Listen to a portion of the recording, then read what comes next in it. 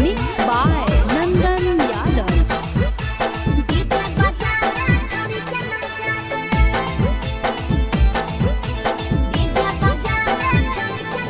आगे कथी के बिजनेस करो पहुनवा हमरा बतावेंगे।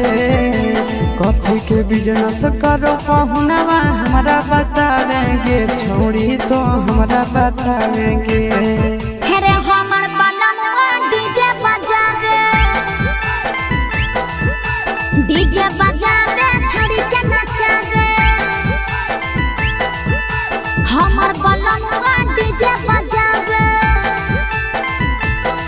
आगे कथी के बिजनेस करो बलमुआ हमरा बतावेंगे। छोड़ी तो हमरा बतावेंगे। हेरे हमर बलमुआ डीजे बजावे छड़ी के नचावे।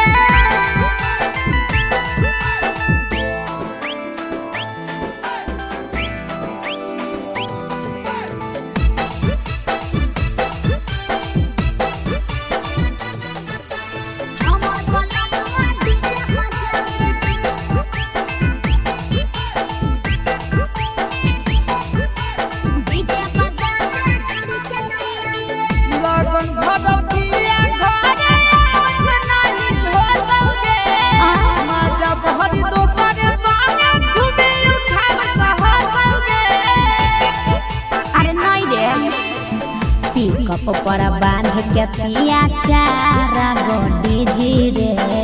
भर लगन रहो है छाड़ा बड़ी बिजी रे। बुझली यही से बलमुआ नहीं तोर घरे देखावेगे। यही से पहुनवा नहीं तोर घरे देखावेगे। छौड़ी नहीं घरे देखावेगे। अरे हमर बलमुआ डीजे बजावे छौड़ी के नचावे।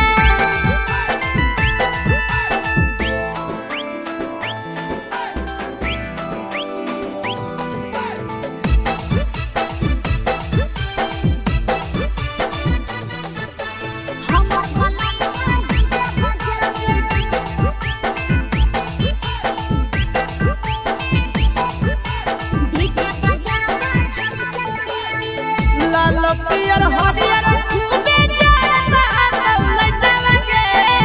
आशीष नंदन के बजता झुमट लगे। पागल कहीं पे सैया वाला डीजे के हमर सभे है दीवाना रे। बाजो है डीजे पर लिखल प्रिंस प्रिया के गाना रे। महीना में कितना दिन ले बुकिंग करावेगे। महीना में कितना दिन ले बुकिंग चलावेगे। छोड़ी आगे बुकिंग करावेगे। हेरे